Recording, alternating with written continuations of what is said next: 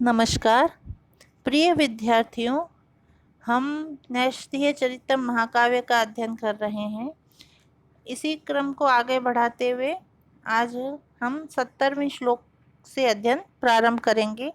पूर्व में हमने देखा कि श्री हर्ष राजा नल के घोड़ों का वर्णन कर रहे हैं कि उनके घोड़े किस प्रकार से तीव्र गति से युक्त हैं, किस प्रकार के सौंदर्य से युक्त हैं और किस प्रकार से वह जो उनका वर्णन है राजा नल का उद्यान की ओर जाने का, उसमें इन सब का वर्णन कर रहे हैं। इसमें हम अगला श्लोक देखेंगे।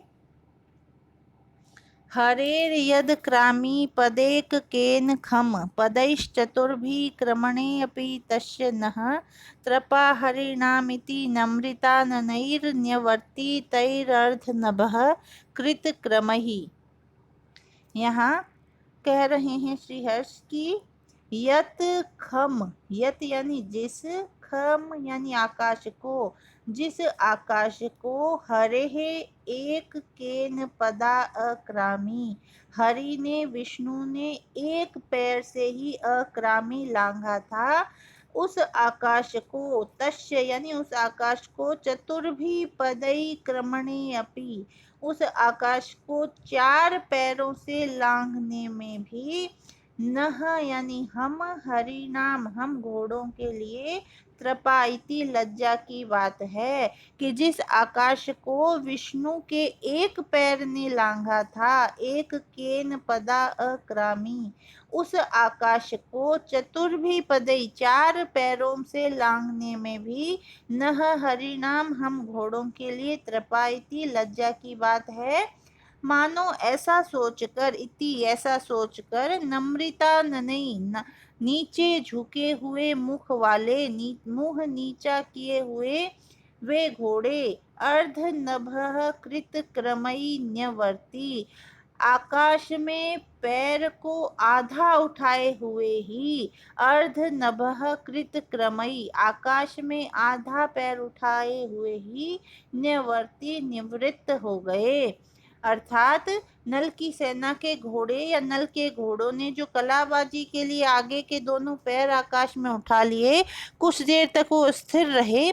कवि ने इसी दृश्य को उत्प्रेक्षित किया है, उत्प्रेक्षा का सुंदर प्रयोग किया है कि पहले तो घोड़ों ने आकाश आक्रांत करना चाहा, परंतु बाद में यह सोचकर कि इसी आकाश को तो विष्णु ने एक ही पैर से आक्रांत कर लिया है, वे इस कार्य से विमुख हो गए, क्योंकि जिस आकाश को हरि ने एक ही पैर से आक्रांत किया, उसे 4 पैरों से आक्रांत करना घोड़ों के लिए तो लज्जा की बात है। अतः उन्होंने सिर झुका लिए और उसका विचार त्याग दिया। लोक में भी यह देखा जाता है कि किसी व्यक्ति के द्वारा लघु उपाय से किया गया कोई कार्य यदि दूसरे व्यक्ति के द्वारा गुरु उपाय से, बड़े उपाय से किया जाता है, अधिक समय लेकर किया जाता है, तो वह उसकी लघुता को प्रदर्शित करता है तथा अपयश का कारण बनता है। अतः गुरु उपाय से उस कार्य को करने का विचार ही छोड़ देता है। इसी कारण से घोड़ों ने उस आकाश को लांघने का जो विचार था वह छोड़ दिया। उत्प्रेक्षा का सुंदर प्रयोग है ही, घोड़ों के वेग की अतिशयता द्योतित हो रही है और साथ ही आकाश लंघन की संभावना भी। हरि शब्द के कारण श्लेष अलंकार है और उत्प्रेक्षा का तो सुंदर प्रयोग है ही। अगला श्लोक देखिए। चमूचरास्तस्य नृपस्य सादिनो जिनोक्तिषु श्राद्धतयेव सैन्धवः विहारदेशं तमवाप्यमण्डली मकारयन् भूरि तुरंगमान अपि। इस श्लोक में खुले मैदान में पर्याप्त क्रीड़ा स्थल प्राप्त कर सवारों के द्वारा अपने घोड़ों को मंडली कराने का वर्णन किया जा रहा है। कह रहे हैं कि तस्य नृपस्य चमूचराः सादीनः, उस नृपस्य उस राजा नल के चमूचराः सादीनः सैनिक घुड़सवारों ने जिनोक्तिषु श्राद्धतया सैंधवा इव, जिस प्रकार जिनके वचनों में श्रद्धा रखने वाले, जिनकी उक्तियों में श्राद्धतया श्रद्धा रखने के कारण सैंधवा सिंधु देशज जैनी मंडलासन करते हैं। विहार देशम अवाप्य, उस विहार देश में पहुंचकर जिस प्रकार से मंडली मकारयन मंडलासन करते हैं, उसी प्रकार उन सैनिक घुड़सवारों ने विहार देशम अवाप्य, विहार देश में पहुंचकर भूरी तुरंगमान, बहुत से घोड़ों को अपि भी मंडलीम अकारयन, मंडलाकार खड़ा करवाया। तो दोनों पक्षों में मंडलीकार का, मंडलीम अकारयन का दोनों पक्षों में अर्थ निकलेगा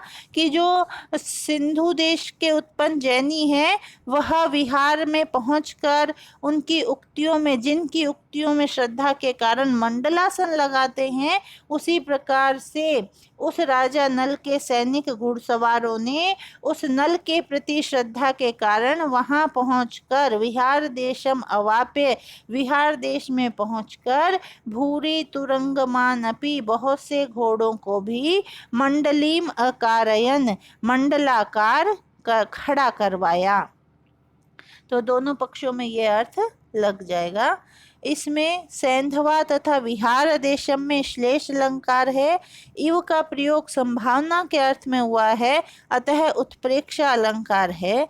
दोनों अलंकारों का अंग अंगी भाव होने से यहाँ संकर अलंकार भी हो गया है। अगला श्लोक देखिए।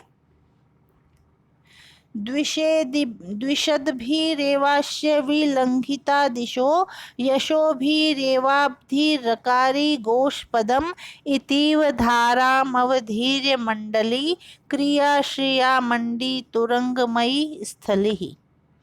यहाँ प्रकारांतर से नल के प्रताप और यश का ही वर्णन श्री हर्ष कर रहे हैं। देखिए कि अश्य द्विषद भी, इसके शत्रुओं ने ही, इस नल के शत्रुओं ने ही दिशः विलंघिता, दिशाओं का लंघन किया, यानी यश से डर कर अपने प्राणों की रक्षा के लिए वो युद्ध भूमि से भागकर दिशाओं को लांघ गए। तो अश्य द्विषद भी एव, इस राजा नल के शत्रुओं के द्वारा ही, शत्रुओं ने ही दिशः विलंघिता, दिशाओं का लंघन किया।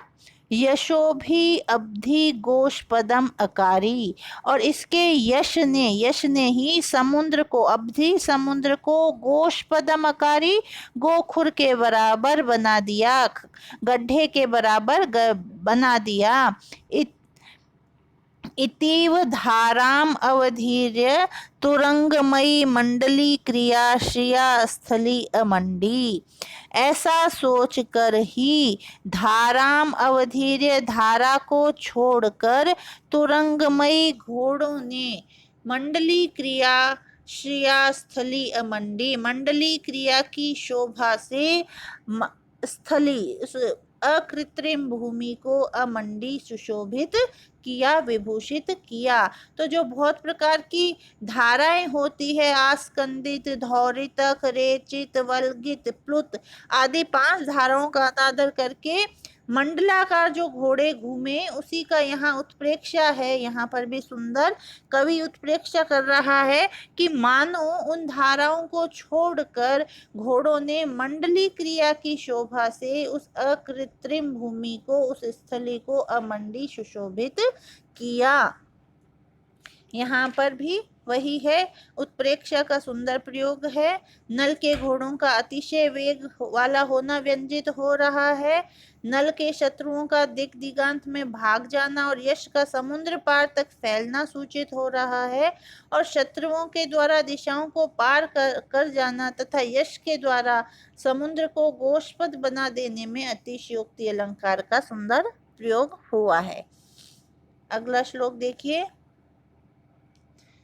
अचीकर चारु हयेन या भ्रमिर निजात पत्रस्य तल स्थले नलः मरुत किमद्यापि न तासु शिक्षते वितत्य वात्यामय चक्र चंक्रमान।